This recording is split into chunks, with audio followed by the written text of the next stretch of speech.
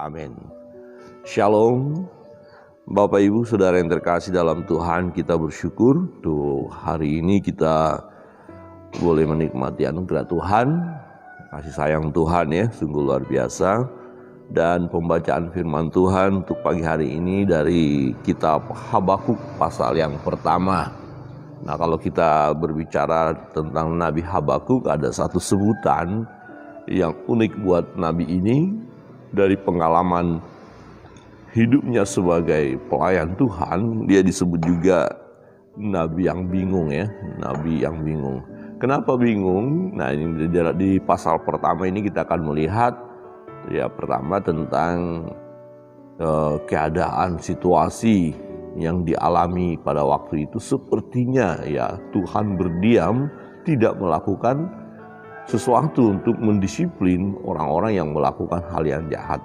Ya, mengapa kejahatan ini merajalela? Nah, ternyata situasi yang dialami Nabi Habakuk ini sama ya dengan situasi yang kita alami kalau kita melihat kenyataan sekarang. Bagaimana keadaan dunia, sepertinya Tuhan berdiam ya, tidak melakukan apa-apa atau membiarkan kejahatan. Nah, firman Tuhan berbunyi demikian. Mari kita lihat ucapan ilahi dalam penglihatan Nabi Habakuk.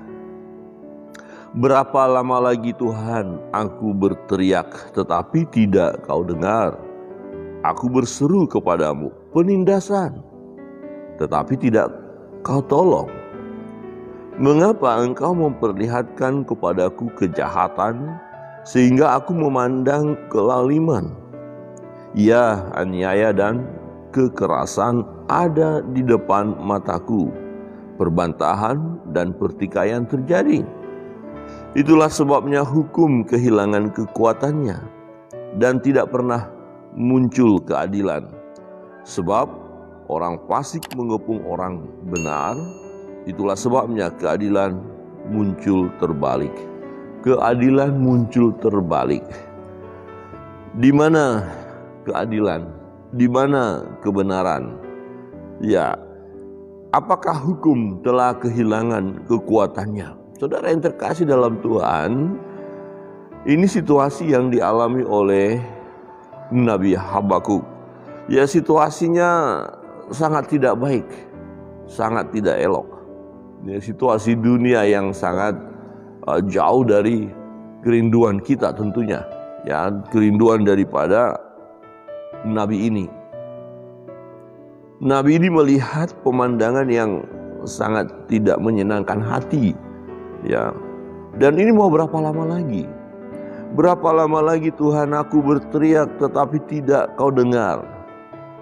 Tuhan tidak pernah tidak mendengar seruan anak-anaknya, seruan hamba-hambanya. Tentulah Tuhan mendengar ketika Nabi ini berteriak, Tuhan ini ada kejahatan, Tuhan mengapa ini? Tuhan orang itu melakukan penistaan ya gitu ya. Tuhan orang ini menzolimi orang-orang benar. Tentu Tuhan tahu. Nah, persoalannya adalah kenapa tidak ada tindakan dari Tuhan? Ini bisa kita rasakan ya. Sebagaimana apa yang dirasakan oleh Nabi ini. Kenapa Tuhan tidak melakukan sesuatu ya? Tidak langsung memberi hukuman. Aku berteriak tetapi tidak kau dengar. Aku berseru kepadamu penindasan tetapi tidak kau tolong. Situasi yang dialami oleh Nabi Habakuk hampir sama ya kita alami saat ini. Anak-anak Tuhan ya mengalami penindasan di berbagai negara, di berbagai kota, di berbagai desa. Apakah anak-anak Tuhan yang mengalami penindasan itu, hamba-hamba Allah tidak berteriak kepada Allah? Berteriak. Apakah Allah langsung bertindak? Nah, ternyata ketika Allah tidak langsung bertindak, kita sebagai hamba-hamba Allah merasa, Tuhan, kenapa tidak engkau tolong? Ya, kenapa tidak turun tangan segera? Dia 3, mengapa engkau memperlihatkan kepadaku kejahatan sehingga aku memandang kelaliman? Orang benar, ya, orang yang setia kepada Allah, ketika dia melihat ketidakbenaran di depan mata begitu ya, itu sesuatu hal yang menyiksa. Itu tidak nyaman banget. Aduh, orang ini kok melakukan kejahatan ya? Rasanya gimana ya? Ya, tidak nyaman. Ya, tertekan juga. Kenapa tidak langsung terjadi sesuatu daripada Tuhan untuk mendisiplin, menghukum orang-orang yang melakukan kejahatan ini? Kok kejahatan sih merajalela sih? Nah, saat ini pun kejahatan itu merajalela dan semakin merajalela. Tanda-tanda akhir zaman. Nah, apakah Tuhan tidak mendengar doa orang-orang percaya? Doa hamba-hamba Allah? Dengar. Tetapi situasi memang demikian. Nah, Nabi merasa ini sesuatu hal yang ya tidak nyaman, tidak baik. Jadi bingung, Tuhan kenapa sih? Ya, ini bisa terjadi juga dalam hidup kita. Kadang-kadang kita merasa ini, kok Tuhan biarkan sih orang-orang benar ditindas, orang-orang percaya diintimidasi. Kok Tuhan biarkan sih orang-orang jahat ini kok semakin merajalela, kok sombong banget mereka ya. Kenapa nggak langsung didisiplin aja, kenapa nggak langsung dihukum aja, kenapa nggak langsung dijewer saja sama Tuhan, kira-kira begitu. Nah, kita secara manusia ya kan seperti itu ya. Ya terbawa perasaan ya gitu ya. Nah, apakah Tuhan tidak memperhatikannya? Memperhatikan. Nanti kita melihat bahwa ada jawaban daripada Tuhan. Tunggu waktu. Nah, ini tunggu waktu. Keadilan Tuhan tetap tidak berubah. Dia adil. Hanya menunggu waktu. Nah, dari sisi kita adalah ketidaksabaran kita. Maunya adalah waktu kita. Nah, ini kita perlu belajar supaya kita mengikuti waktunya Tuhan. Saudara yang terkasih dalam Tuhan, apa yang terjadi yang dilihat oleh Habakuk? Ada penindasan, kejahatan, kelaliman, aniaya, kekerasan, perbantahan, pertikaian.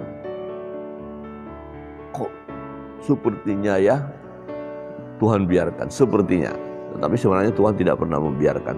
Hanya dari sisi Nabi melihat di mana ya campur tangan Tuhan untuk menyelesaikan masalah ini, ya kira-kira begitu. Nah, kita pun bisa mengalami sampai sekarang, tetapi kita perlu bersabar. Ya, bersabar menantikan waktunya Tuhan. Itu sebabnya hukum kehilangan kekuatannya. Nah, ini fakta, bukan hanya pada saat pelayanan Nabi Habakuk. Saat ini kita melihat bagaimana hukum banyak telah kehilangan kekuatan, bukan? Hukum di tempat-tempat tertentu, kota-kota tertentu, negara-negara tertentu, hukum itu ya bisa dikuasai oleh mereka yang punya uang. Nah, itu. Walaupun mereka sudah salah, melakukan kejahatan, karena punya uang, mereka mengelola atau menguasai hukum itu. Ya, jadi hukum tidak ada kekuatannya lagi. Itu pun terjadi. Ya, tinggal disuap, nah, kasih uang, sang hakim bisa memberikan keputusan yang sangat-sangat tidak benar, ya. Hanya karena uang. Jadi hukum kehilangan kekuatan. Nah, misalnya begini, seseorang melakukan kejahatan. Nah, kemudian penegak keamanan, katakan itu ya, menangkap. Kemudian karena orang yang melakukan kejahatan ini melawan, nah kemudian diberi disiplin. Tetapi kemudian orang mengatakan, ini petugas ini melakukan kejahatan juga, melanggar hak asasi manusia, kira-kira begitu. Kemudian dari pihak yang melakukan kesalahan tadi berjuang sedemikian rupa, ya, mengelola hukum itu sehingga yang penegak keadilan tadi, yang menegakkan keamanan tadi malah justru diserang balik dan tak berdaya, kira-kira begitu. Jadi di mana letak keadilannya?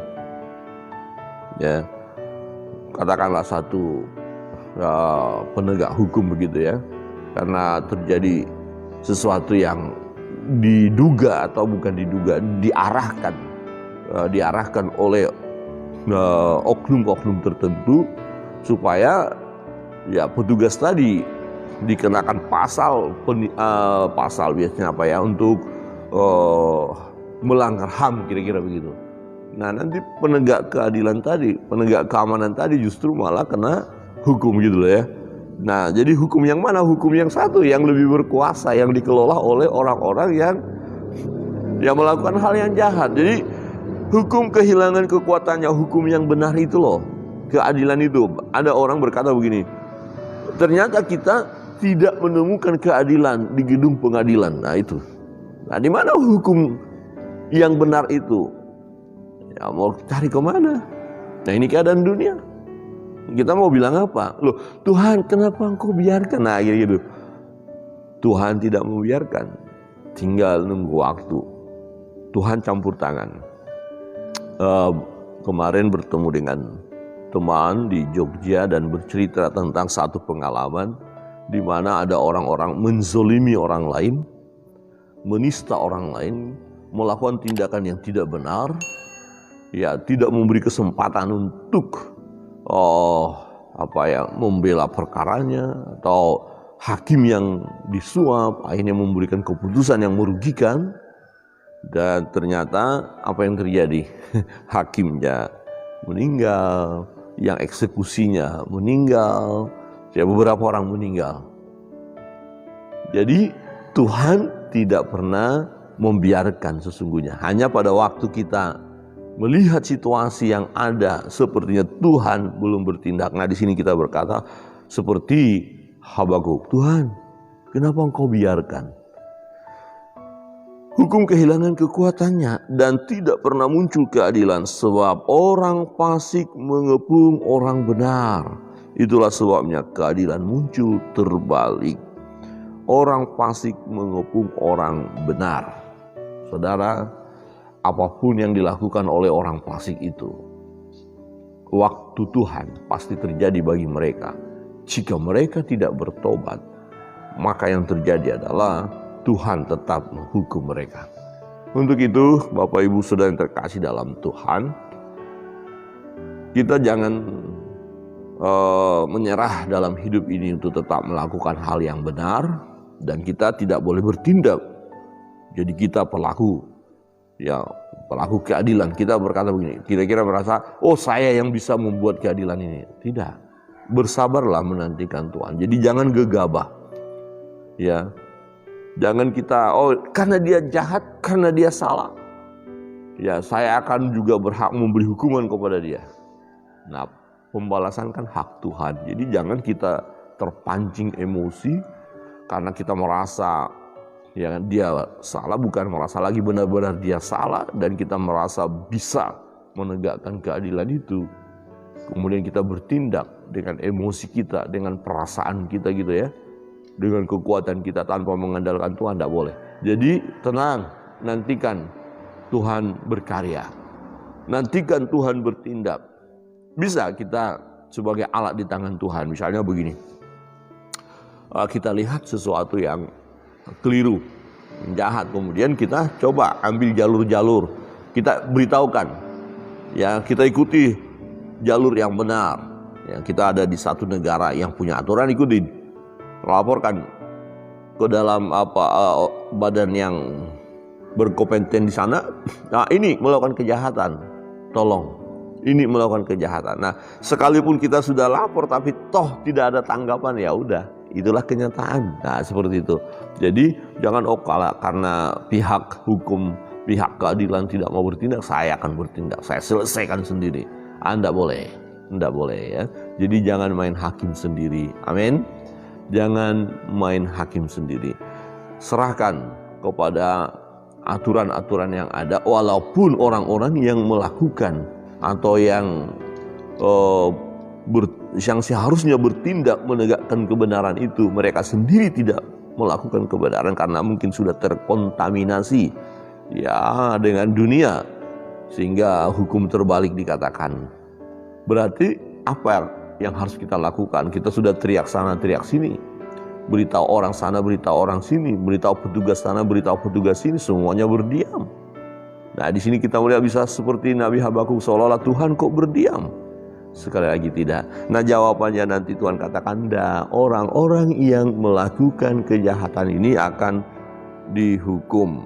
Ya jadi Yang melakukan kejahatan itu akan dihukum. Nanti Tuhan berkata bahwa ada bangsa lain yang akan menghukum umat yang melakukan dosa. Nah, nanti bingung lagi. Di pasal berikut kita akan melihat, kok begitu Tuhan? Saudara yang terkasih dalam Tuhan, dan dalam bagian ini kita akan melihat bagaimana sesungguhnya Tuhan itu bertindak adil dan benar. Nah, walau secara dunia kita melihat hukum itu terbalik. Nah, ketika kita melihat hukum itu terbalik secara dunia, nah itulah keadaan dunia. Nah, tetapi sebagai anak-anak Tuhan, kita percaya ada waktu-waktunya Tuhan, keadilan itu dinyatakan, Dia bertindak tepat pada waktunya. Untuk itu, kita tetap percaya akan Tuhan, bahwa Dia adil. Apapun persoalan pergumulan kita, jika kita dalam kondisi ditindas, dianiaya, dizolimi, percayalah Tuhan akan membela kita. Dia akan menolong, Dia akan bertindak, bahkan mendisiplin orang-orang yang melakukan kejahatan itu tepat pada waktunya. Dan yang kedua, Bapak Ibu Saudara terkasih dalam Tuhan, jangan tergoda, jangan terpancing untuk kita sendiri menjadi hakim atau menjadi orang yang bertindak untuk keadilan. Jangan main hakim sendiri. Jangan membalas kejahatan itu dengan kejahatan itu maksudnya. Jadi bersabarlah. Kita harus menahan diri, menantikan Tuhan berkarya. Kiranya kebenaran firman Tuhan pagi hari ini menolong kita untuk tetap setia di dalam Tuhan. Tuhan bertindak tepat pada waktunya. Dia adil. Walaupun kita melihat secara dunia hukum ini terbalik, itu fakta. Tetapi kita bersyukur kita ada dalam pemeliharaan Tuhan. Kiranya Tuhan memberkati kita. Pagi hari ini kita akan masuk dalam doa-doa kita. Bapak Ibu dan Saudara yang terkasih dalam Tuhan, mari datang kepada Tuhan. Apapun beban pergumulan yang Bapak Ibu hadapi, percayalah, Dia tahu keadaan kita, Dia tahu semua, Dia tahu.